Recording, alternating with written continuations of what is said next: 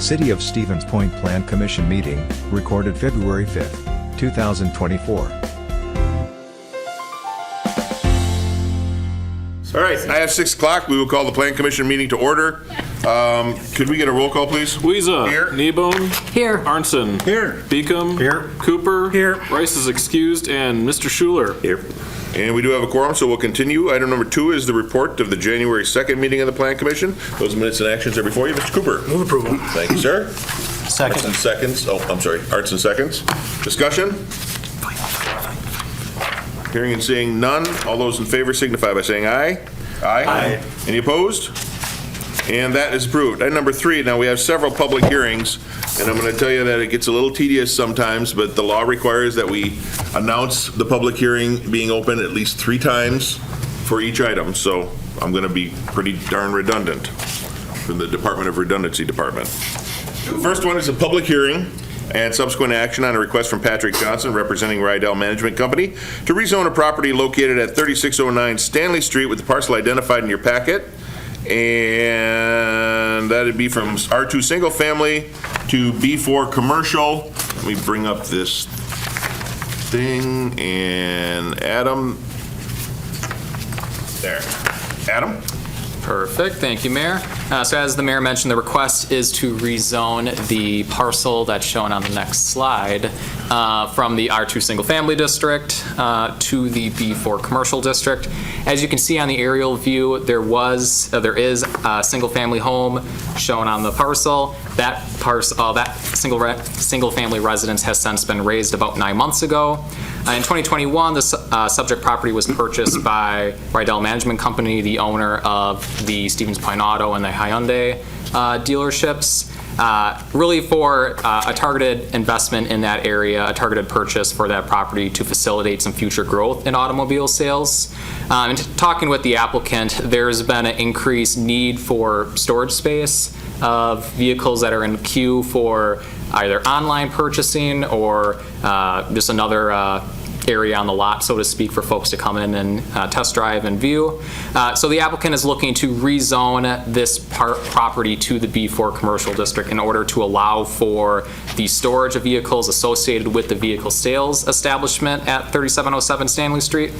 Last thing I'll mention is that there will be no sales or vehicle sales or service that's conducted on the property. If the applicant at some point in the future would want to establish, say, a vehicle service facility, that would be something that would require approval from this commission at a later date. So next slide, you just see the zoning map on the left-hand side of the screen, and on the right-hand side of the screen shows the future land use map.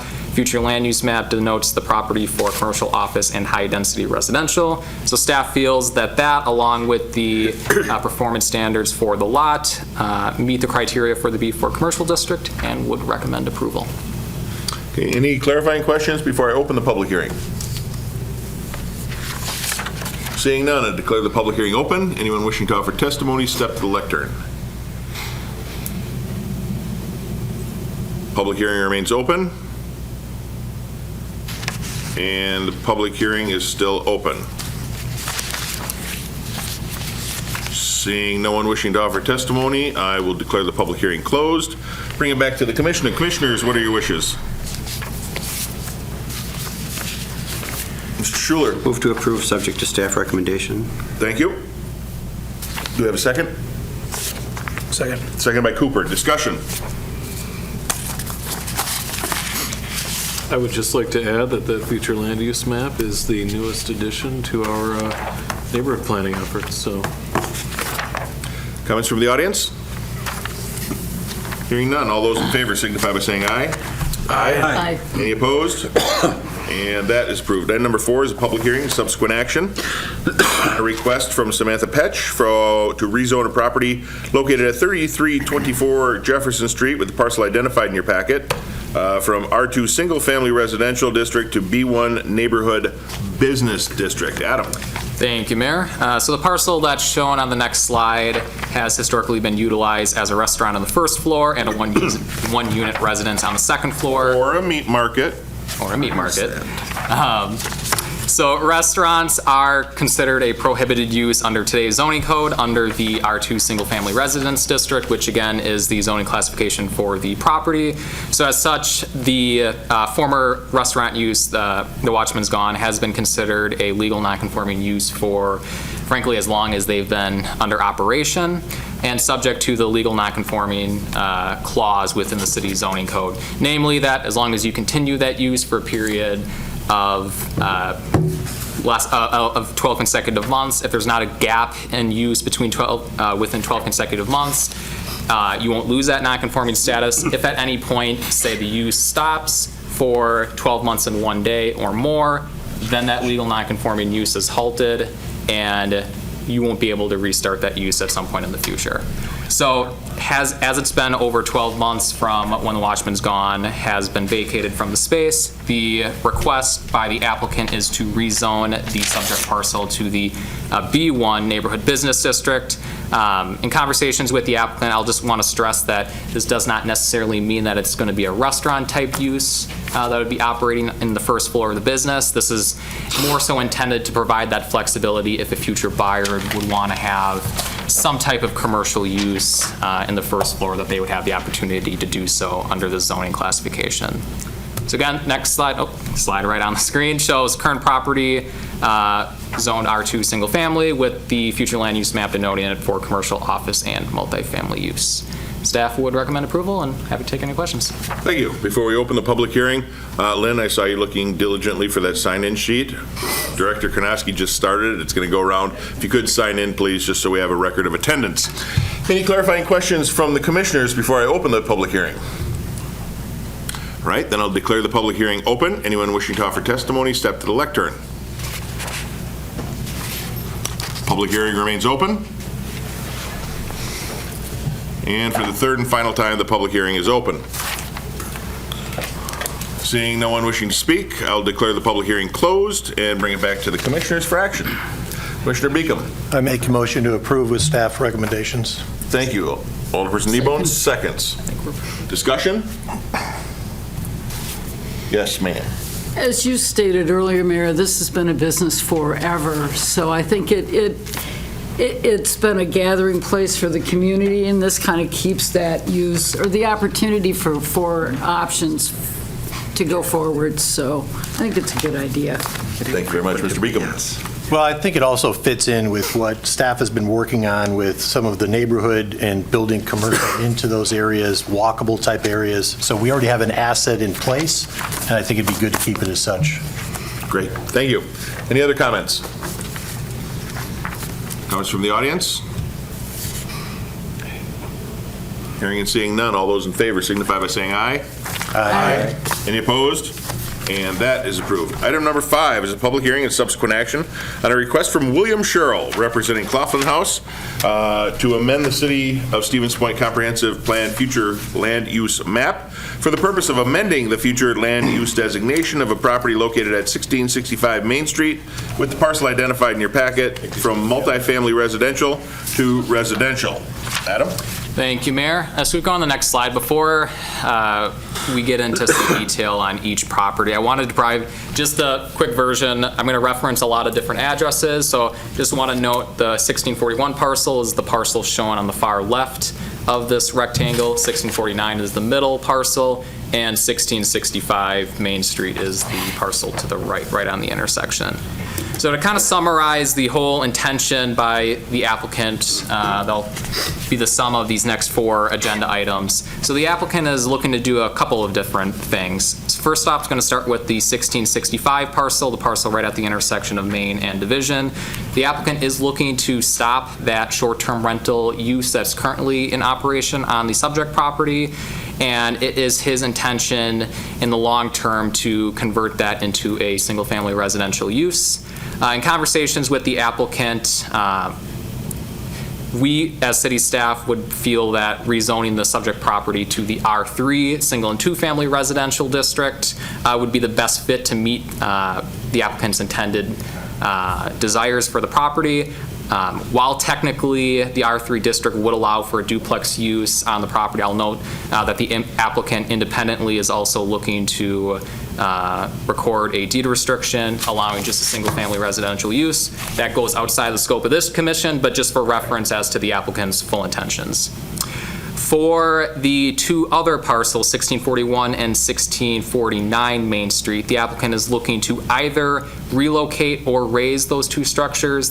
The applicant has been in conversation with city staff, looking at possibly relocating those homes to another undeveloped parcel here in the city.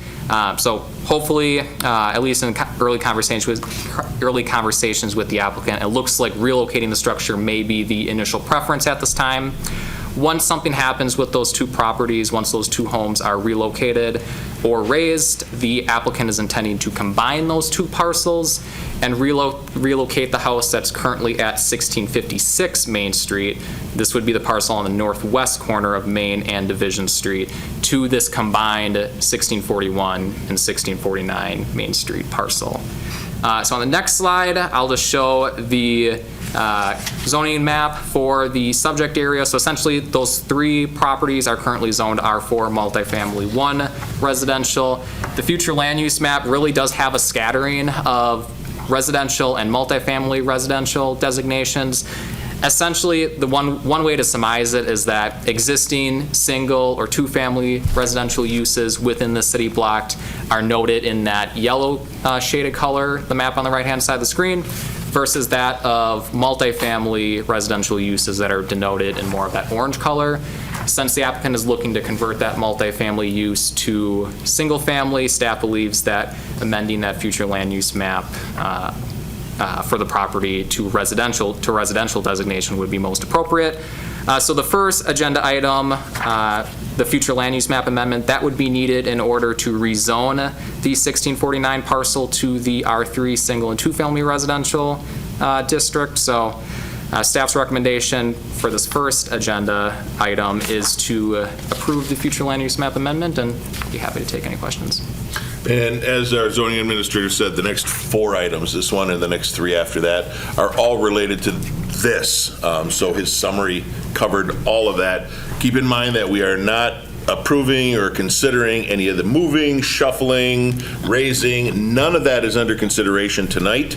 And in some cases, they may not need a permit or a conditional use or anything, but any other decisions would have to come back to this body. All we're looking at doing tonight are the four items that you have in front of you, changing the map and doing some rezoning. All right? The extra information is just there to kind of put everything into context.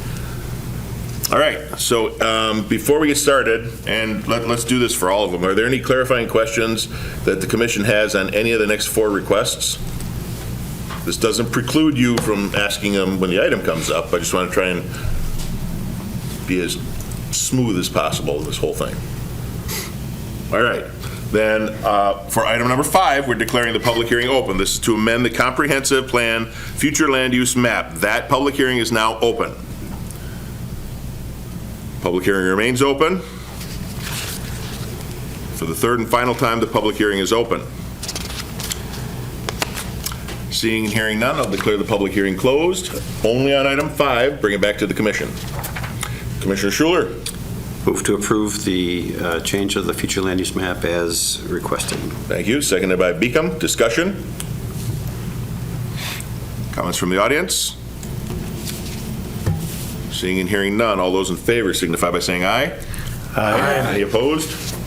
And that's approved. Item number 6 is a public hearing on request from William Sherrill, representing Claflin House LLC, to rezone the property located at 1665 Main Street with the parcel identified in your packet from R4 multiple family 1 residential district to R3 single and 2 family residential district. Director, anything to add? I'm sorry. Director or zoning administrator. Nothing to add. I think the only thing I would add is I think the current use of a tourist rooming house would no longer be allowed under this R3 zoning. For those of you who have been around and went through the tourist rooming house conversation probably 5 years ago now, might recall that the R4 multifamily zoning, we did allow via conditional use permit tourist rooming houses, Airbnbs, VRBOs. So this would essentially state you are no longer able to use that as that specific use. And if anybody hasn't figured it out yet, what this whole process is doing is kind of preserving that corridor in a single-family residential type state. Public hearing is now open for this request. Public hearing remains open. And, yes, sir. Up to the lectern, please. Name and address for the record. Yeah, Gary Hagan, 1648 Main. Am I correct in assuming this does not address demolition or movement of any of those buildings? Correct. Yep, as I stated earlier, we are not considering any of that tonight. We are only looking at now the rezoning changes. Okay. And how is that dealt with in the future? Movement of buildings is an internal permit, typically requires a building permit and right-of-way permits for relocation, accessing the roadways for that type of use. Okay. It's purely administrative unless it's a historic, within the historic district, and none of these fall within that downtown historic district. Okay. Great. Okay. Thank you. Any other questions? Public hearing is still open. And for the third and final time, the public hearing remains open. Hearing no one else wishing to speak, commissioners, what are your wishes? Mr. Cooper? I'd move approval of the request as presented. Thank you. Seconded by Arnson. Discussion? Comments from the audience? Seeing and hearing none, all those in favor signify by saying aye. Aye. Any opposed? And that is approved. Next item on the agenda, item number 7, is a public hearing and subsequent action on a request from William Sherrill, representing IBEX 1641 Main Street LLC, to rezone the property located at 1641 Main Street with the parcel identified in your packet from R4 Multiple Family 1 Residential District to R3 Single and 2 Family Residential District. As before, anything to add, either director or zoning administrator? Nothing further. Okay, then I will declare the public hearing open. Public hearing remains open. For the third and final time, the public hearing is open. Seeing and hearing none, commissioners, I will declare the public hearing closed. Now bring it back to the commissioners. Alderperson Kneebone. Move to approve. Thank you. Seconded by Arnson. Discussion. Comments from the audience? Seeing and hearing none, all those in favor signify by saying aye. Aye. Any opposed? And that is approved. Item number 8 is yet another public hearing. This one is there we go, look at this. Public hearing and subsequent action on a request from William Sherrill, representing IBEX 1649 Main Street LLC, to rezone the property located at 1649 Main Street with the parcel identified in your packet from R4 Multiple Family 1 to R3 Single and 2 Family Residential District. I'll declare that public hearing open. Up to the lectern, please.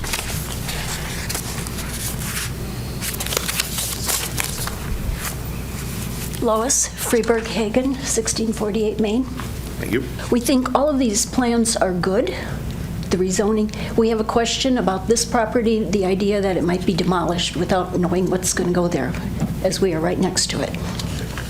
And I'm afraid I can't answer that. We told you what the overall plan is from the Yeah. owners, but I think that would be a question more relevant to the owners. Yeah, when we saw it in the newspaper, it's like, oh. Thank you. You're welcome. Public hearing remains open. And ma'am, if you want to provide your contact information to our staff, we'll make sure that the owners get it and they can reach out. Public hearing remains open. And for the third and final time, the public hearing is open. Seeing and hearing no one wishing to speak, we'll bring it back to the commissioners. Commissioners, what are your wishes? I move to approve the rezoning request. Thank you. Moved by Arnson, seconded by Beacom. Discussion? Comments from the audience? Seeing and hearing none, all those in favor signify by saying aye. Aye. Any opposed? And that is approved. Item number 9 is a public hearing and subsequent action on a request from the City of Stevens Point to amend Section 23.04 Sub 2 of the revised municipal code for the City of Stevens Point. Said amendment transfers the maximum size restrictions for an attached garage and accessory structures from the Stevens Point Building Code to the Stevens Point Zoning Code. Adam, you want to take care of this one? Yeah, thank you, Mayor. So as the mayor just mentioned, this request is merely a transfer of existing ordinance language from the Chapter 30, our city's building code, over to Chapter 23, the city's zoning code. The reason for this change is city staff is currently going over some minor amendments to Chapter 30 and feel that now is an appropriate time to have under consideration before you all this transfer. Currently, city staff, at least, from a zoning standpoint, reviews setbacks, building height, setbacks from a principal structure for these, for a shed, for a carports, things like that. And those regulations are already located within the city zoning code. So staff feels that relocating these maximum size restrictions to the zoning code is appropriate, just given a more comprehensive view of what all has to get looked at in the context of signing off on a attached garage or a detached garage construction. So like I mentioned, the ordinance provision relating to max sizes will not change with this transfer, so staff would recommend approval. And any clarifying questions before we open the public hearing? Just a kind of a lateral transfer from one code to another. All right, I'll declare the public hearing open. Anyone wishing to offer testimony on this request, step to the lectern. Public hearing remains open. For the third and final time, the public hearing is open. Seeing and hearing none, I'll close the public hearing and bring it back to the commissioners. Commissioners? Mr. Cooper? Move approval of the request as presented. Thank you. Seconded by Schuler. Discussion? Comments from the audience? Hearing and seeing none, all those in favor signify by saying aye. Aye. Any opposed? And that is approved. Item number 10 is a public hearing with subsequent action on a request from the City of Stevens Point to amend Section 23.02 Sub 4 Sub E of the zoning ordinance of the revised municipal code of the City of Stevens Point. Said amendment outlines the conditional and prohibited uses within the groundwater protection overlay district zone B. Director, or? No, I'll take this one. Thank you, Mayor. So before you, and folks might have some historical remembering of about 2 years ago, we did adopt a slightly changed version of the county's groundwater protection zoning ordinance. Ours was a little bit more specific, but that was done in concert with the number of municipalities that have a public water system. Prior to that, we had a groundwater protection zoning district as well that was very similar in nature, but there were some changes that we made within the new one versus the older one, and kind of going through, and as you do when you look at these types of changes, you try to find things that maybe you could adjust down the road.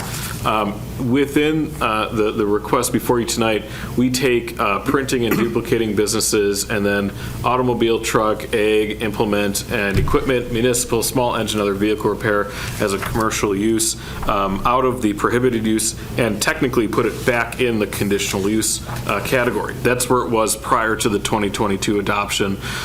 There's a number of reasons that we have as staff have proposed this. Most notably, there are a number of businesses like Spectra Print and Orthomolecular and the Fleet Farm, auto repair place, and what is now Dahl Automotive. A number of businesses that have existed within the groundwater zone B district that have come to us and said, hey, we want to do an expansion, but under the 2022 adopted ordinance, they can't. It was prohibited. So we think that in consultation with our Public Utilities Department, and then of course working with our friends at the Village of Whiting, that this is a reasonable request. We believe that putting it back in a conditional use permit does allow us to properly look at and properly engineer safeguards that I'm sure Director Lemke could talk about what we've done historically for those types of uses. But from city staff's perspective, we think this is a reasonable simple amendment before you this evening to put back those prohibited uses back into conditional use permit or conditional uses. I did get a question earlier today about, there's Act 243, which says you can't deny a conditional use permit. I would argue that subjectively, you can't deny a conditional use permit, but if you have objective evidence of a concern of a use that would possibly, contaminate groundwater or anything like that, we could deny that type of conditional use permit, or we could revoke that conditional use permit down the road if there is a concern or a problem that arises from that specific use within that groundwater zoning district. So staff does recommend approval as presented. More than happy to answer any other questions. Otherwise, Director Lemke, who's much better versed in groundwater and water systems itself, is also here to address any of your concerns as well. Actually, I'll ask the Utilities Director, which of course includes the Water Department, to come up to the lectern and offer some thoughts before we get started. I hope that everybody here knows the city well enough to understand what a top priority we place on our groundwater protection, and I hope that sincerity is not ever brought into question. And let's hope it continues. That's a big deal. We take that very, very seriously. Director? Echoing that, of course, we wouldn't be suggesting and I wouldn't be supporting anything where we don't feel that we can engineer away a concern, right? Some of the things we've done in the past that have actually been really telling and successful and kind of brings the concern away for people is that if there's any use that gets suggested in this area that's something that was prohibited and now conditional, we've done things like upstream and downstream monitoring wells that are required for installation. We get quarterly results from many of those right now that we've done in the last decade or so. And that's a good way to ensure that what you're saying needs to be done is done, right? The first sign of anything wrong, you go into action and get it fixed. We have several of those right now, like I said, and they've been non-detect since they were put in. So we've had a good long track record with them. And I think to Ryan's point, what we're doing is trying to find a balance between a big area that just says no and recognizing that there's opportunities that you can make okay, that you can make safe, that you're not going to jeopardize the groundwater resource, which again, first priority. So thank you, Director. Stick around just in case there's some other questions. Before we open the public hearing, any clarifying questions from the commissioners? Yeah, I have one or two. Was there anything that changed? Again, these land uses were prohibited. Actually, they were conditional, it turns out, and then they were prohibited, and now they're asked to be going back conditional again. Was there anything that changed in the status of those industries, I guess, that would make it appropriate that, okay, we can consider this? To me, it seems like there's a big difference between something being prohibited and something not being prohibited or permitted. Sure, and I'll ask the director to explain again why it was conditional originally, why it changed, and why we're now asking for it. Yeah, essentially, I'm not 100% certain why these were put in the prohibited category for the 2022 rewrite, as opposed to being conditional, which is where it was previously. I know Director Lemke was really involved in that conversation at the county level. Maybe he might have some better insight into that. Yeah, I think it's good to go back to the plan as it existed from, I'm going to ask you, 84? Okay. 84, right? Somewhere in there? 94? So, I don't know, somewhere in there. We had a long-running history of having what I would say was a really good groundwater protection plan. The prohibited items being worked in to be there didn't make it worse, certainly. I mean, it's more protective, right? But I'll go back and say that the previous version had different boundaries, right? So we expanded, we changed A and B a little bit. C shrunk down because it went all the way to the county line. So there were some boundary changes. I would cite the biggest reason behind the items that were previously conditionally used going prohibited was actually us advocating for our neighbors, to tell you the truth. So Junction City and Amherst did not have in place the same kind of protective ordinances that we did. And as we pushed together to get this adopted countywide, we brought them in. And so at the time, we'd been working on something for, let's just say 30-ish years or something, and successfully, and I think honestly, with the work of the folks that were involved in putting it in place, I think it was actually used as a model several communities over. So the change that we experienced a little while back was this us getting on board with everybody saying, yes, you need this protection too, we need this. We adopted a very uniform ordinance, and it did put a little more restriction on. So what we're dealing with now, if we do this, is we're putting a few more things in the conditional use that were in conditional use before. The boundaries changed a little bit. You'll see one of the most meaningful changes in the past was that red jagged line now represents property lines instead of just a circle, because how do you enforce something in Zone A if it clips part of a parcel and the other part's out? Do you let that other part out and you say move that use and you're fine? So there's things like that.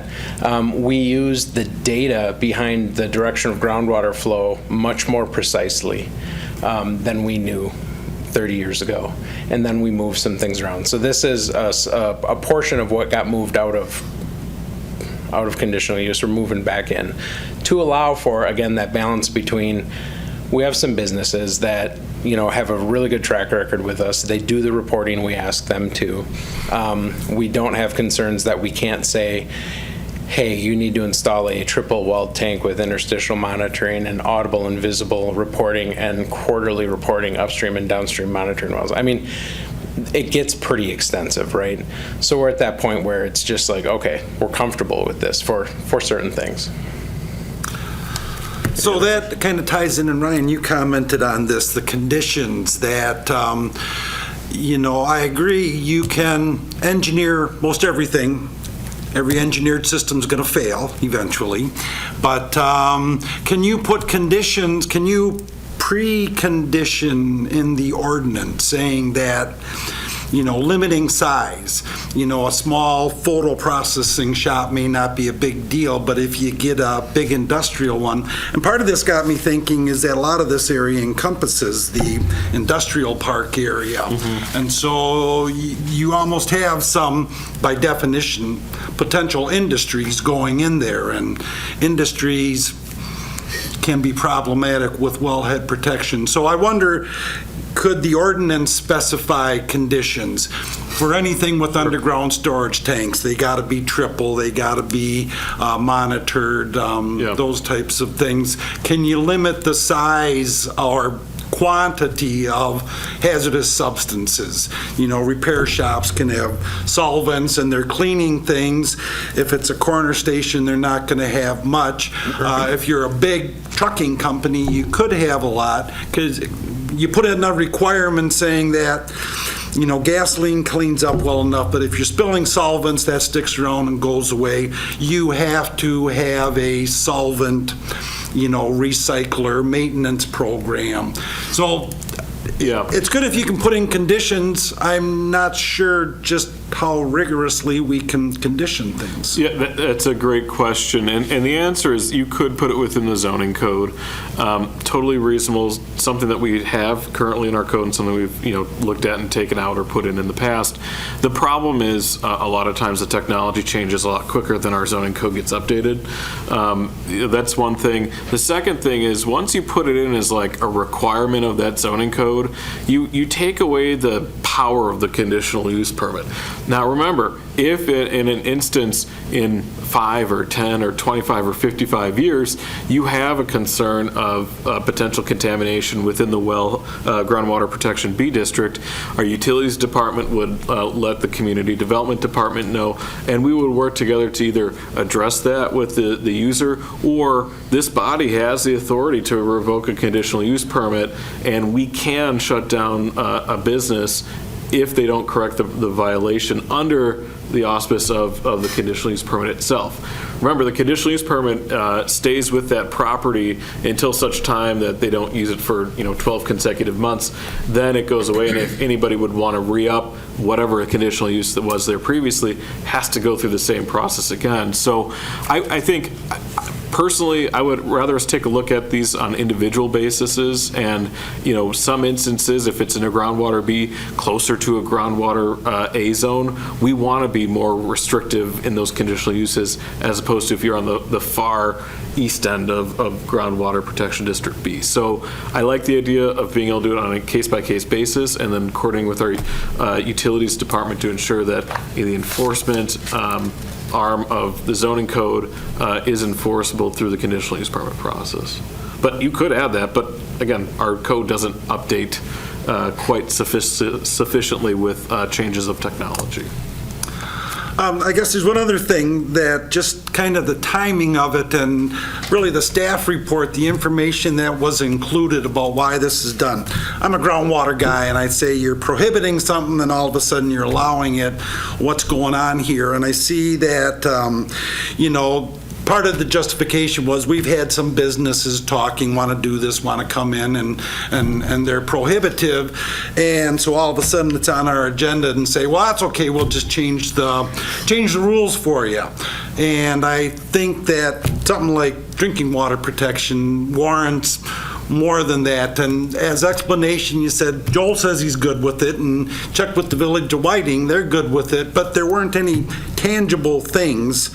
And again, this is something I can deal tangible things with, and looking for them and went poking around, and hence I got all these questions. So Totally reasonable. that's just more of a comment.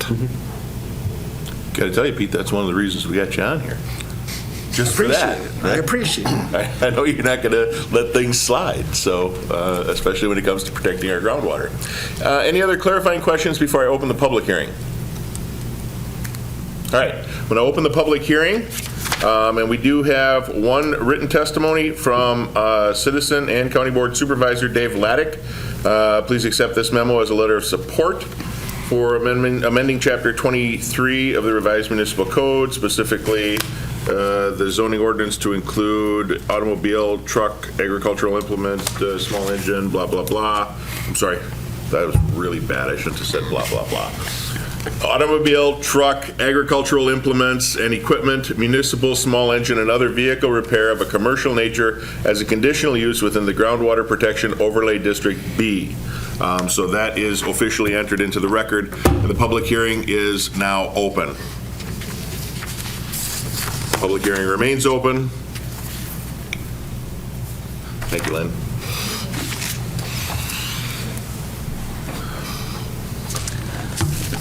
So my name is Lynn Markham, and I live at 302 Georgia Street North here in Point. My degrees are in chemistry, and the last 20 years I've worked doing zoning education, focused on water quality. So the ordinance amendment request seeks to move vehicle repair uses and, like you said, the ag implement dealers, printing businesses, and duplicating businesses from prohibited to conditional uses. I remember a lot of years ago when Mike and I were both on council, some of these were prohibited at that point. And yes, the boundaries were different, but they were prohibited. I don't know all the history of how they got to be conditional uses and then prohibited. Now the question is, do they go back to conditional uses? I do want to say that from the zoning perspective, if they stay as prohibited uses, these uses can continue as they are. You know, there's nothing preventing them from doing that. If they're changed to conditional uses, then that allows them to apply to expand, and it allows any new businesses of those types to apply anywhere within Zone B. Like staff talked about in terms of conditional uses, state law changed in 2017 related to conditional uses, and essentially it makes it harder to say no. the advice we've been providing is if you don't want a use in a given zoning district, whatever zoning district it is, don't list it as a conditional use. Because the local government is held to the substantial evidence standard, just like the applicant is. And so you have to provide that substantial evidence. It's better if it's a condition or a requirement that's listed in the ordinance. Then it's clear that it applies to everybody, not just whoever's applying on a given evening. So that does add some strength by having it in the ordinance. When I look at zoning ordinances around Wisconsin, some haven't been updated in 30 years, and they look like it. And the technology doesn't reflect where we're at today. And some are updated yearly. It's just something local government does every year. They look at their zoning ordinance and they update the parts that need updating. So I would argue this can be updated annual every 5 years, just like anything else. So if these are going to be allowed as conditional uses, I would definitely want something specific in the ordinance of what are those conditions going to be? Because without that, the standards that we have right now, the conditional use standards, simply say protect public health. What does that mean? It's not specific at all. Okay, so now I switch to my science, not zoning hat, although they go together. So what are the risks of these land uses that are proposed to go from prohibited uses to conditional uses? We know that in Stevens Point, we have mostly sandy soils, and just like in a sandbox, you put whatever liquid on top of the sand and down it goes. It's different than clay soils or loam soils that serve as a more effective filter out lots of things better than sandy soils, but we have mostly sand. That's just what we have. As a general rule of thumb, so because we have sandy soils, we're considered highly susceptible to contamination, more so than if we had heavier soils. As a general rule of thumb, with sandy soils, once pollutants get into the groundwater, they move horizontally approximately a foot per day toward the wells, toward downhill areas. So in a year, a pollutant that got into the soil could move on the order of 365 feet toward a well within 1 year. The chemical benzene has been associated with both printing businesses and vehicle repair implement businesses. Benzene is well documented to cause cancer in people. It's actually one of the most well-documented chemicals to do that. It specifically causes a type of leukemia, which is a blood cancer called AML.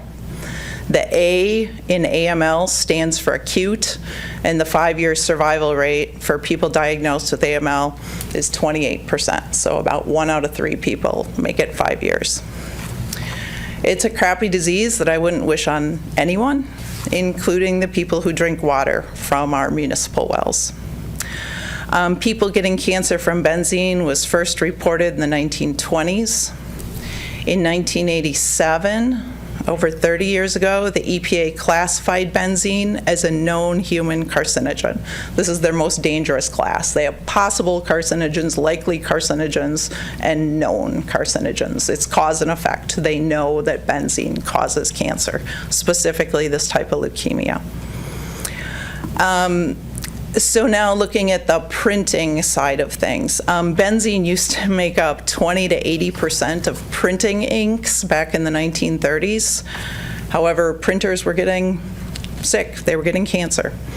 And things have changed. Measurements made since 1990 found that benzene now makes up less than 0.1% of printing inks. Inks and printing fluids are also typically stored inside, where any leakage would be noticed and captured. So based on this information, I'm okay with changing printing businesses from prohibited uses to conditional uses in Zone B, because there's very little benzene there, and if it leaks, I think it will be contained in the building and people will see there's a leak. Now, vehicle repair uses, implement dealers, that sort of thing. People bring in their cars and trucks with problems to be fixed. Those problems can include gasoline leaks in the fuel lines, in the tanks. When gasoline leaks onto the ground, some of the benzene will evaporate and some will move with the gasoline and precipitation into the groundwater. Gasoline in the U.S. today contains between 0.5% and 2% benzene. It's always part of gasoline, and it's significant. Because we know that benzene can cause cancer in people, Wisconsin and the EPA set the public health groundwater quality standard for benzene at 5 parts per billion. They also set the maximum contaminant level goal for benzene at 0, because they acknowledge there's no safe level of benzene. We know it causes cancer. Gasoline with 2% benzene would need to be diluted 4 million times to get down to that 5 parts per billion health standard that we have for groundwater. The CDC, that's the Center for Disease Control, U.S. government, states that benzene can pass through the soil into groundwater. There are a few studies out there showing how long benzene persists under certain conditions, and it varies widely depending on what soil, what water, what pH, what temperature. So I think the relevant questions that come to my mind, and I'm going to argue for more study of this before anything's changed to a conditional use that would allow gasoline, benzene. One is, how long will the benzene persist in the groundwater? You know, is it going to persist 5 days, or is it going to persist 5 years? Makes a big difference in terms of how far it can travel.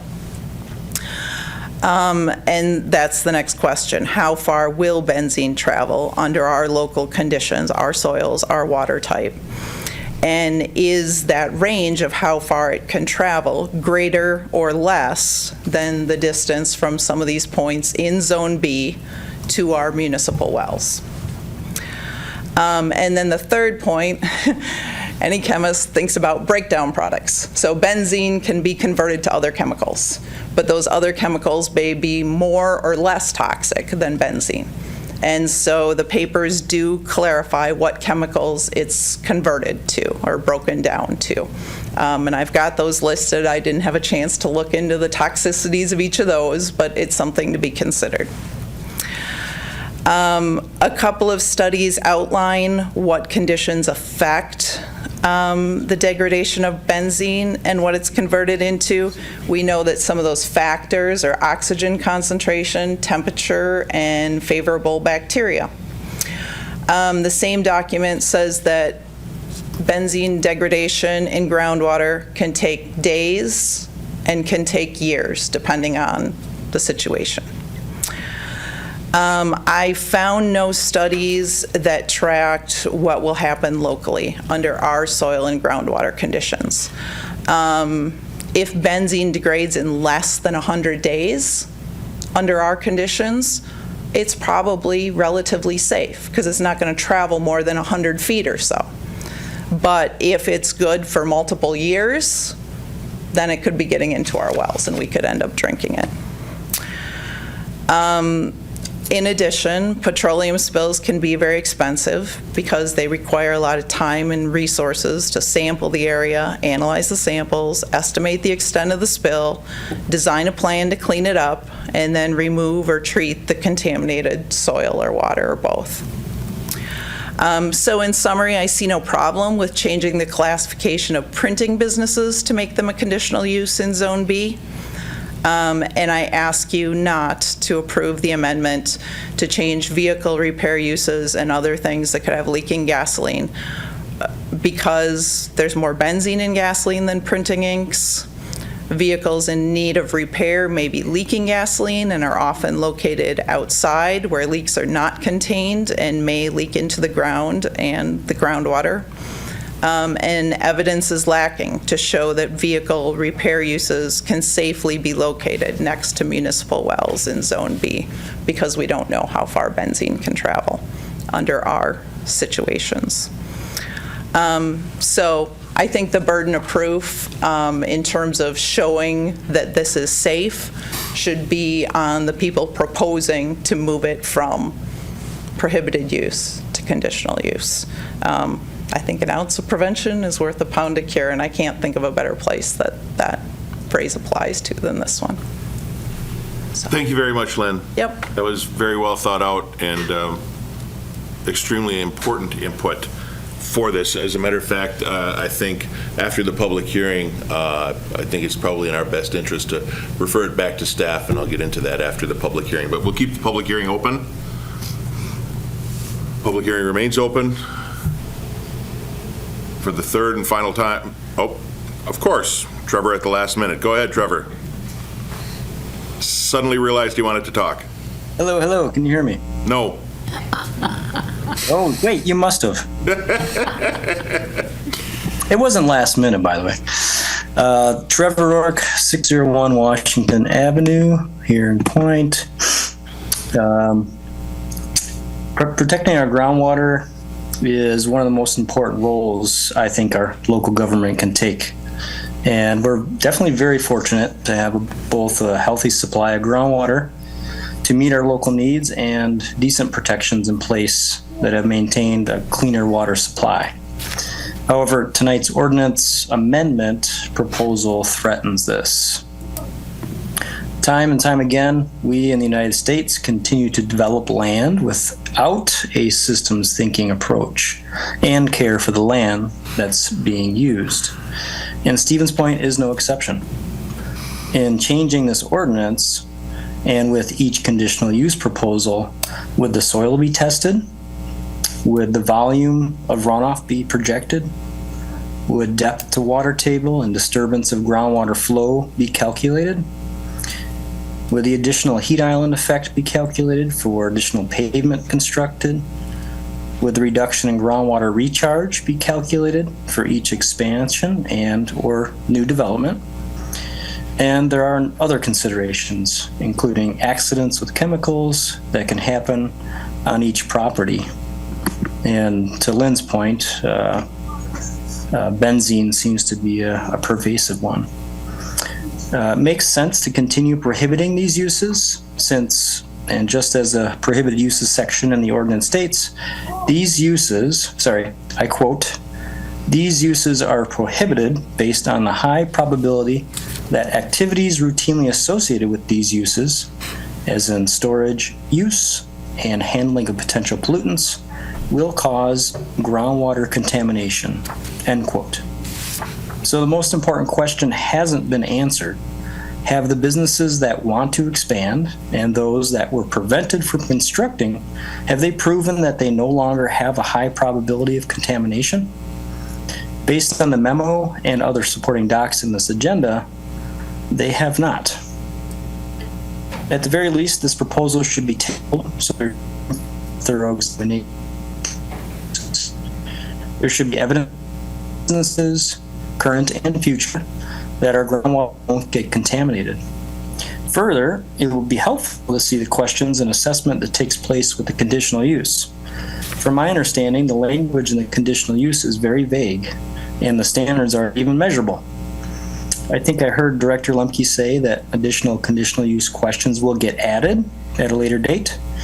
Well, I mean, if that's the case, I think it would make a lot of sense to actually see them before this, so we can compare. Having a more thorough understanding of potential contaminants and risk would allow everyone on the Plan Commission to more fully consider a change in this ordinance. And with that, I thank you for your time. Thank you, Trevor. Just so you know, I don't know if it was your end or our end, but there were pieces there where we only heard about every other or every third word, but I think we got the gist of it. Public hearing is still open. Public hearing remains open. For the third and final time, the public hearing is open. Seeing and hearing no one wishing to offer additional testimony, I'll declare the public hearing closed. As I said, I think enough concerns were brought up tonight where I think I don't think I know. I'm going to make a motion that we refer this back to staff, taking into consideration both Commissioner Arnson and Lynn Markham's thoughts as well as Trevor's in regards to potentially prohibiting above a certain size, above a certain volume of chemicals, as well as implementing some of the other, let's call them mandatory conditions in regards to chemical containment, which may relate to, the benzene potential. See what we can work with, and Lynn, I'm hoping you can work with staff to put some of those conditions in, as well as Commissioner Arnson. So my motion is to refer back to staff, placing some additional conditions or restrictions on it and bringing it back at a future date. We'll give the second to Commissioner Arnson. Yes, I second it. Discussion, go ahead. Right, no, and I don't necessarily disagree with these things, and I think Joel's probably right, but let's look at it, and especially I'm interested in the specified conditions that you could include in the ordinance. Again, I see the industrial park, and then I see agricultural equipment repair, and so are we bringing in pesticide sprayers that we're going to rinse out, and that's fine if we do, but let's contain it, required to be hooked up to city sewer, separation tanks.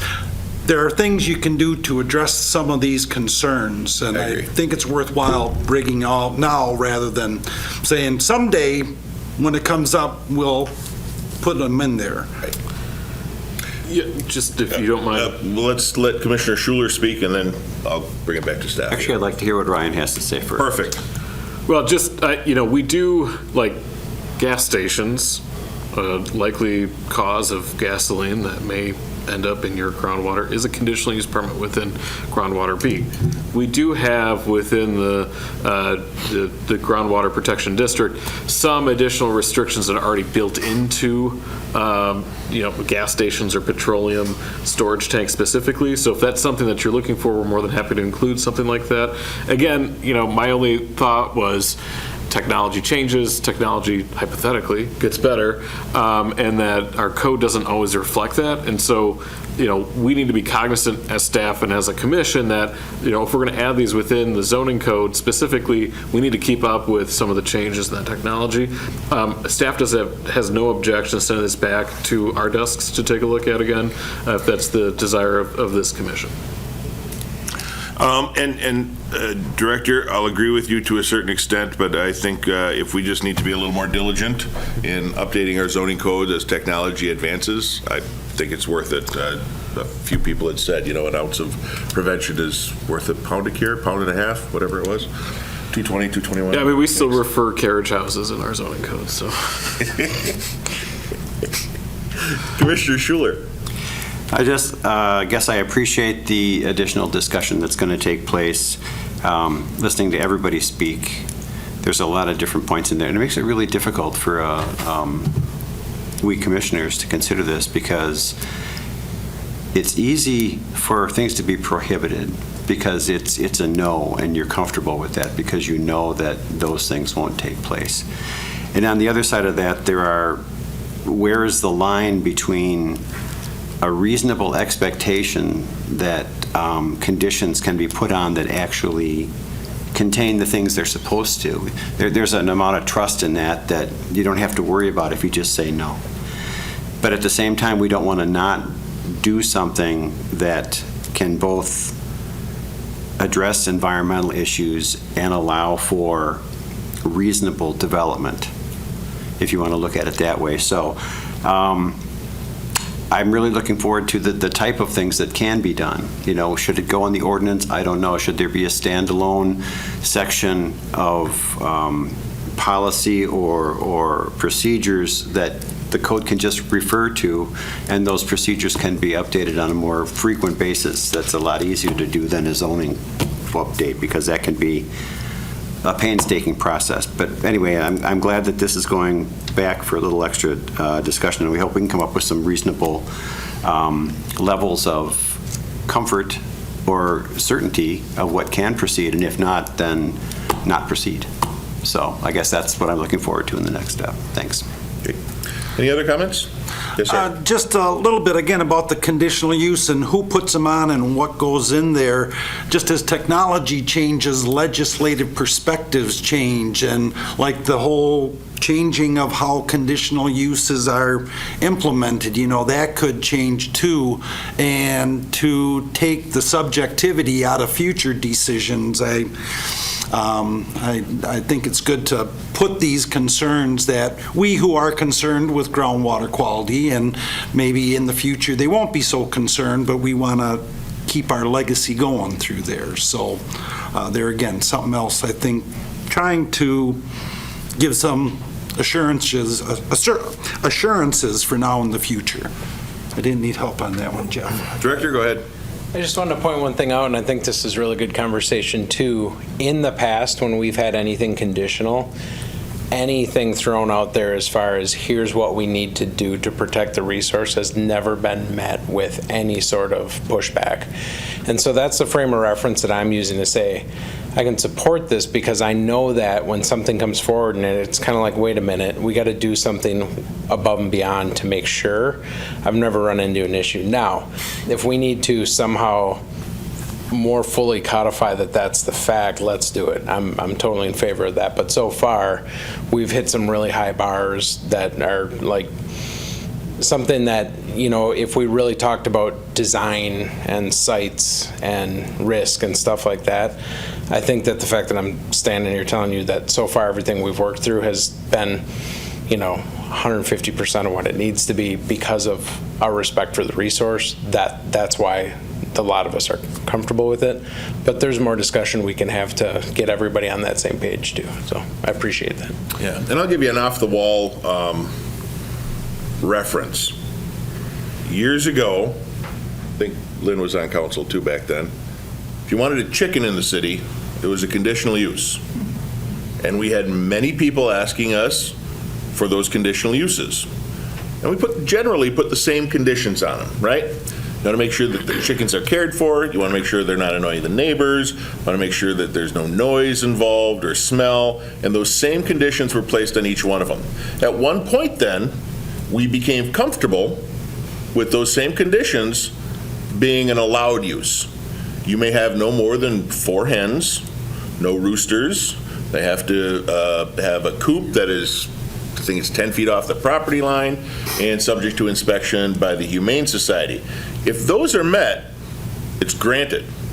You want something different than that, it becomes a conditional use. I see this as the same sort of thing, right? We've got those high bar standards that we've already set, and we're comfortable with them. So let's put that in there. We want to make sure that our groundwater is protected. Maybe certain things are still prohibited. But if we're comfortable with that level, then say, okay, a conditional use that meets these standards, no more than 500 gallons of chemical X stored on site, or whatever it happens to be, or no more than 25,000 square feet of facility, or whatever, again, we're comfortable with. I think that could then be considered for additional conditions and brought forward as a conditional use. If you don't meet those thresholds with whatever we're comfortable with, then it's still prohibited. And I think we can all live with that. So that's what I'm hoping we can bring staff to kind of codify a little bit better. Could I just add one Yes, sir. additional thing? One of my favorite pastimes is telling people no. But we had an instance There's a charm to that. not that long ago with a property on Highway 10 that was really close to the groundwater A zone for well 4, and they had wanted to do what was in this code a prohibited use. even in that case, if it was a conditional use, I don't think staff would have brought that forward saying, yes, this quick oil change place should be this close to groundwater zone A, that there is data that we can use to justify denying a conditional use permit in that instance. I'm a very big believer that, we need to be protecting our groundwater, just as Joel is, and Adam and Chris, and that we need to be cognizant of that, especially as climate change impacts our community. So I have no problem sending this back. Just a little bit on process, and there's a lot of groundwork that goes into reviewing every development that comes before you. We have a really intense development review team that's made up of all of the department heads and their superintendents. And anytime there's a new construction or use that's conditional use permit that would impact really anything, we get everybody in the same room with the developer, with their engineers, and we go around and we ask the utilities department and the fire department and community development and building inspection, just so that we all understand and that the conditions that are included on the packet that are recommended by staff, not done just by your planning staff, but it's heavily involved with our utility staff and other departments. And I think that's a really important process thing that we don't talk about necessarily in public, because it's not really relevant, because by the time a project gets to you folks, we've pretty well vetted it. And so we're really cognizant of it. And I agree, we can take another look at this, and staff has no objection to that at all. Great. Thank you. All right, the motion before you is to refer back to staff, placing some additional thought and potential restrictions and conditions on the request. If you're in favor of that, you'll vote yes. Wait, no, we don't have to do that. We're not going to do a roll call.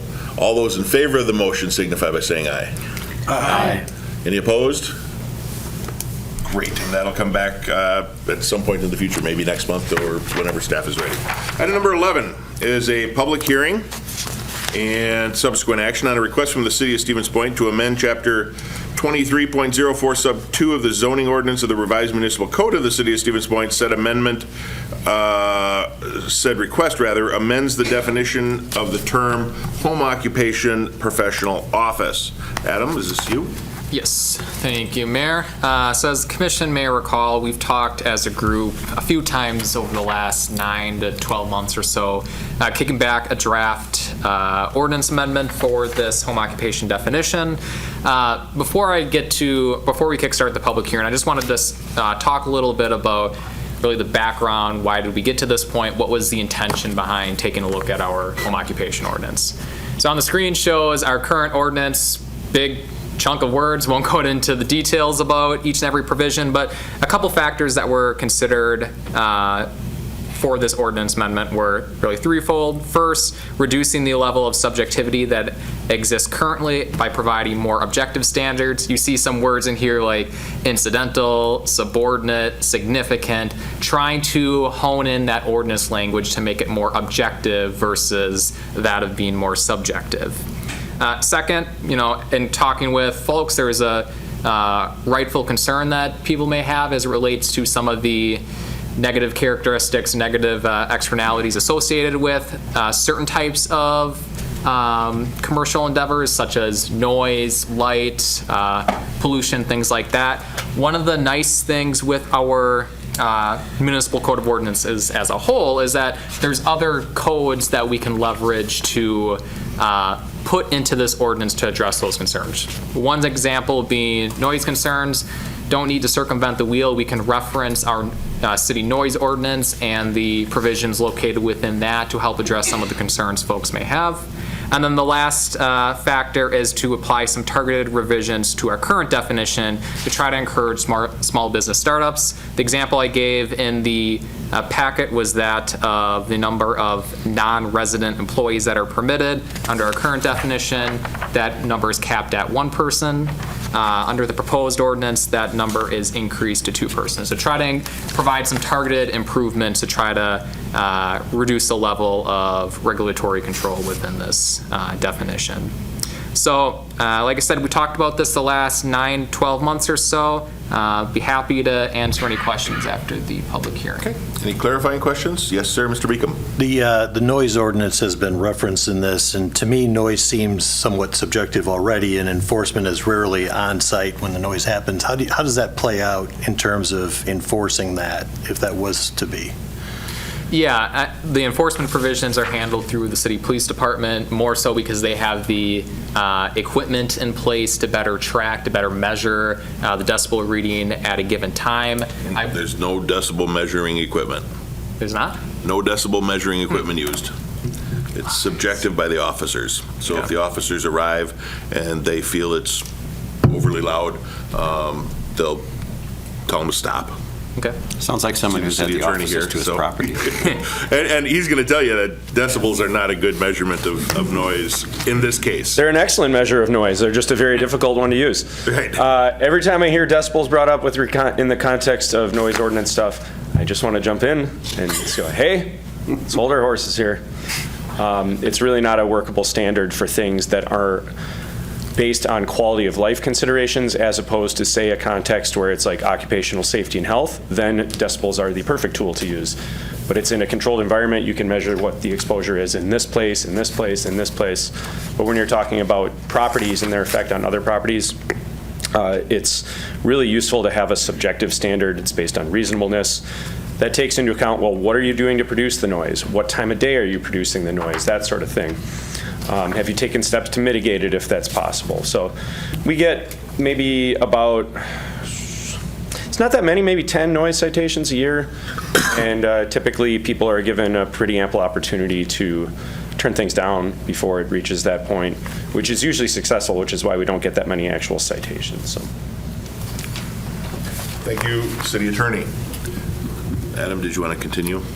I had nothing further. Or no? Well, that's really what it is, though. And I actually know people who different pitches affect them differently. If it's a higher pitch noise, it's more irritating for them and more distracting and in some cases painful. So I think the subjectiveness of the noise ordinance is challenging, but something that I think has at least worked so far. Anything else, Commissioner Beacom? Not for clarifying, no. Okay. Any other clarifying questions? The prohibition occupations, the F, pet boarding exceeding 3 animals on the premises at one time. Does that mean 3 boarding animals? Or if you got goldfish, are they counted? Guppies. Are you boarding the goldfish? Is that the key? If I got pet goldfish, can I board 3 more animals? Yeah, and in general, the idea is boarding of dogs, mainly. I mean, we're not going to go after you if you're taking care of your friend's goldfish family. Or dogs, or really, too. Dogs. I mean, that's why, and part of the reason we said 3 was, mainly that's the current allowed number of dogs, I believe, in the city. And then ensuring that if somebody does do like in-home boarding up to 3 dogs, we think that would be considered acceptable. More than that, it becomes a commercial kennel, and that's something that, is prohibited within, especially residential zoning districts. So if somebody has 2 dogs, can they board 3 more or just 1 more? I would say up to 3 is how the ordinance reads. That's what. But it also says for boarding. Right, so you could have, hypothetically, 5 dogs over a weekend at your home. All right. I have, just so you know, and we will again this week. We'll have the 5 is too many. zoning administrator go My after daughter you. watches this. 5 dogs is too many.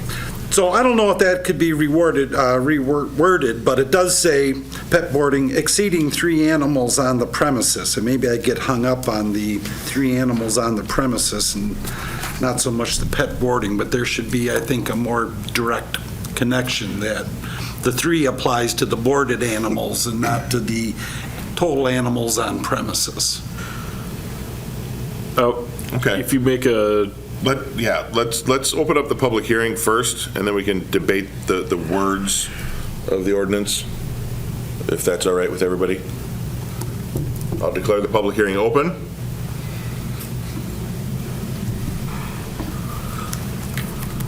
Don't worry about your goldfish. We're good. I'm not worried about my goldfish. I don't have a goldfish. I have a rabbit. Will you watch mine? How well behaved is your goldfish? I have a goldfish. I just wanted to say I saw a couple earlier iterations of this, and I appreciate where it's at now. I don't have any issues with it. So. Thank you, Lynn. Public hearing remains open. Trevor? Okay, hey, hopefully it doesn't cut out. Thanks, Mr. Mayor. Yeah, I piggyback off of Lynn. I agree, it's definitely in a better place. Clarification when in defining employee, because I'm an example of a home occupation. I think most people know in the room, and I quite literally have an employee that works 1 to 3 hours each week. So when it comes to part-time employment or defining employee, does this mean 2 FTE or full-time equivalent? Or does that just need to be specified more? Thanks. Okay, public hearing remains open.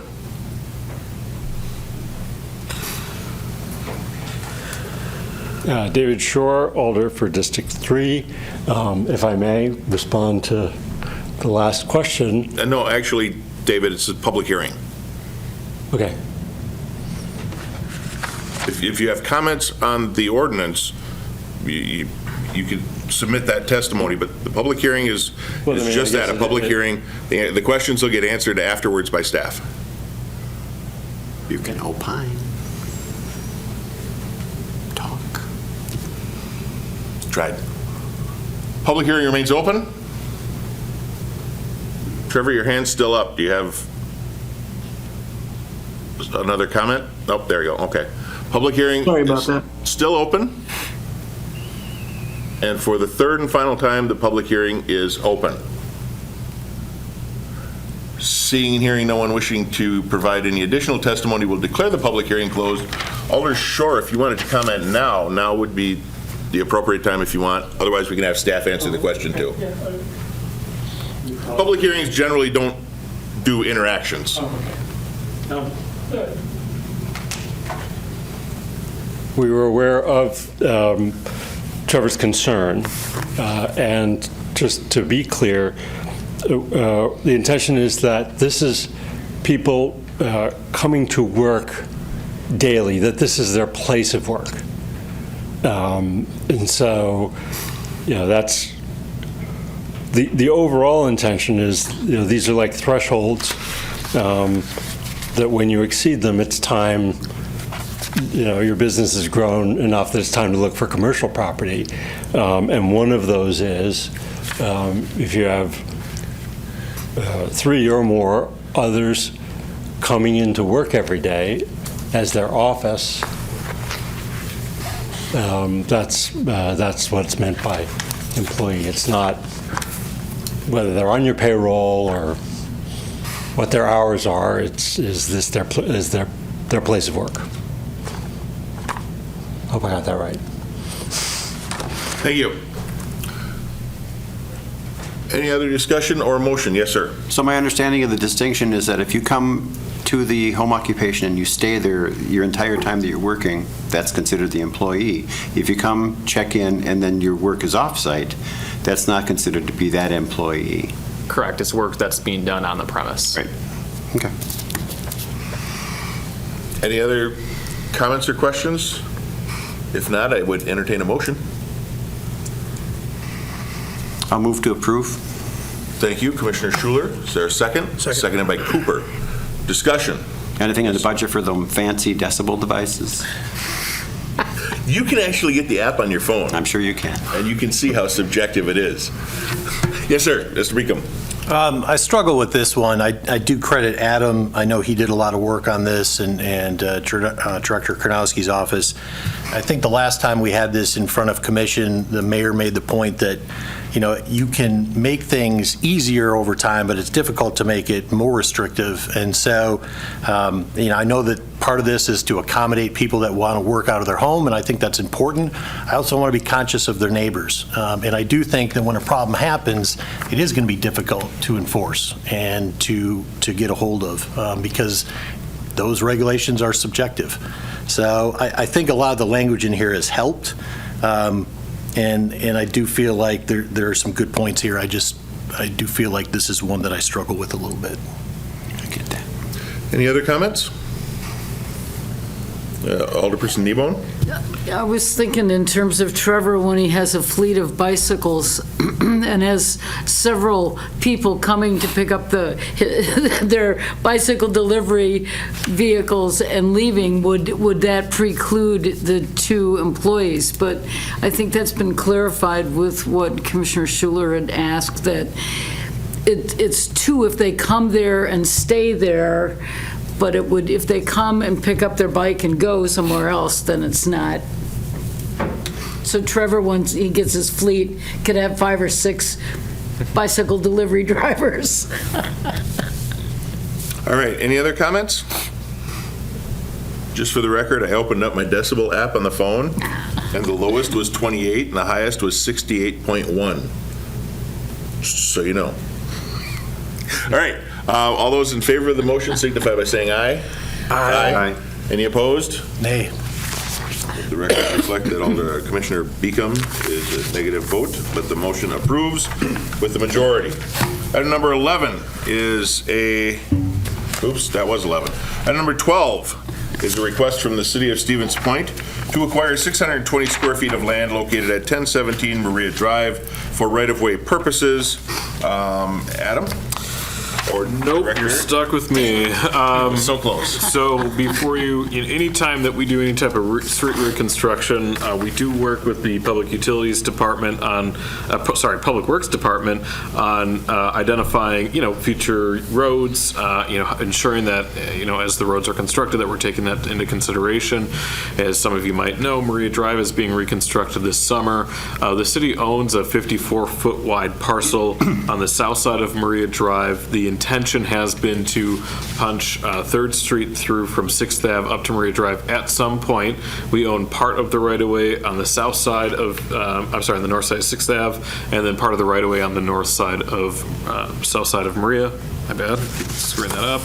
Our code does require a minimum 60-foot right-of-way, and so the adjacent property owner, we approached them a number of months ago seeking to see if they would sell us 6 feet of right-of-way.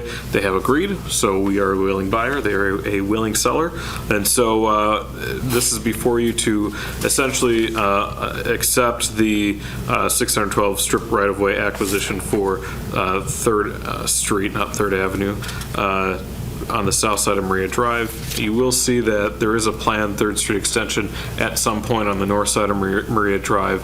As the West Convent parcel becomes developed over time, we are looking at extending our street grid system in general in that area. So staff does recommend approval as presented. And just for clarification, we are not approving the purchase of the land. As most of you know, the state law requires that the Plan Commission make a recommendation to council on whether or not disposition or acquisition of land is appropriate. We are looking at the recommendation to acquire said right-of-way or additional right-of-way. Commissioner Schuler. Move to recommend the purchase of the right-of-way. Thank you, sir. Seconded by Beacom. Discussion? Comments from the audience? Trevor? Yes, just a point of clarification, I think. I'm definitely not against this in the future. Totally makes sense for the neighborhood. I'm trying to understand why 60 foot is required for the right-of-way. When I just do quick math with all the requirements of ADA, sidewalks, even a terrace, 10-foot, 2 10-foot travel lanes, and 8-foot one-sided parking, you can get out to 54 feet. So I'm trying to understand why 6 more feet. If someone could clarify, it'd be awesome. Thanks. Okay. Director, you want to? Yeah, so first, 60 foot is the minimum required in our ordinance. Why that is, there's a number of reasons. That's always been the standard, at least in the municipalities I've worked for, 60 foot is the minimum. There are other things that we have to take in consideration, more than just what's on the surface within our road right-of-ways. There are a number of underground utilities that we have to take into account. Things like fiber, any internet access, underground electrical lines as well. So 60 foot is the minimum that's within our ordinance itself. Thank you. Any additional comments? Hearing and seeing none, all those in favor signify by saying aye. Aye. Any opposed? And that is approved. Item number 13, thank you to the Barkowiak family for hanging out. Item number 13 is a request from the city of Stevens Point to annex property located at 5498 Gala Road, an unaddressed parcel bounded by Gala Road, an unaddressed parcel bounded by Gala Road and Regent Street, an unaddressed parcel also bounded by Gala Road and Regent Street, another parcel bounded by Regent and Burlesky, and adjacent Regent Street, Gala Road, and Burlesky right-of-way from the town of Hull to the city of Stevens Point. All of those parcel numbers are identified in your packet, but I'm not going to belabor the group by going over all of them. Director. Yes, thank you.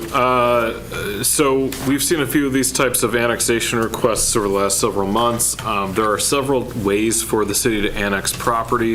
The most common is annexation through unanimous approval. That's when a property owner that's not a public entity petitions the city for annexation, and there's a number of requirements that are met with that, including Department of Administration concurrence, and then probably the most notable would be the continuity requirement, i.e. the annexation has to be contiguous with an existing municipal boundary. In this case, annexation of territory owned by a city or village doesn't actually have to meet the continuity requirement, and it also does not require any type of Department of Administration review or approval. So essentially, because the city owns the, I believe, 4 parcels that are subject to this annexation discussion, we're able to annex those through that specific Wisconsin statute. However you look at it, we've already annexed 5595 Regent Street, and so we are contiguous with the city's existing municipal boundary. So we are looking to do the subdivision development north of Gala Road as Phase 1. That'll be before you likely next month for the preliminary plat. And so this is just kind of one of those steps where we need to annex those parcels into the city in preparation for the subdivision development on the north side of Gala Road. Any type of development that would occur on the south side of Gala Road would require the city to exercise the offer to purchase as part of an agreement we had with the Barkowiaks a few years ago now, as they look to vacate that land, and the city has got an existing offer to purchase out there. So staff does recommend approval as presented. Again, this is annexation via ordinance, which again is a little different than what we typically see. Thank you. Motion? Alderperson Nebo. Move to approve. Thank you. Do we have a second? Second. Seconded by Cooper. Discussion. Comments from the audience? Hearing and seeing none. All those in favor signify by saying aye. Aye. Any opposed? And that is approved. Director's report. Zoning administrator, are you going to provide? See what you did there? Hilarious. A few things that have happened over the last few months. Some of you know that Chloe Cruiser came on as the downtown manager. She works directly for and with the Business Improvement District, which is a standalone organization. We've been working quite a bit with her as the Community Development Office, and she's really fit in that role really well, so we're really glad to see her in that position. This week, the Wisconsin Economic Development Corporation Main Street team is in town. Over the next several days, they're going to be working with stakeholders. I know the mayor and Chris and Adam and I met with him this morning. We did a walking tour of our downtown with that group this evening, and so really excited to see what recommendations they have for the bid coming up here. And then next month does also look like a fairly full agenda as well, a number of public hearings, including the preliminary plat for the subdivision that we just approved the annexation for. So with that, I'm more than happy to answer any other questions you folks might have. Otherwise, we're good to go. Any questions from the commissioners? If not, I'd entertain a motion to accept that report and place it on file. Moved by Beacom, seconded by Kneebone. Discussion? All in favor signify by saying aye. Aye. Any opposed? And that is approved. Our agenda is exhausted, and we are adjourned at 7:27. A video of this meeting is available for viewing on the city's website, stevenspoint.com/videos.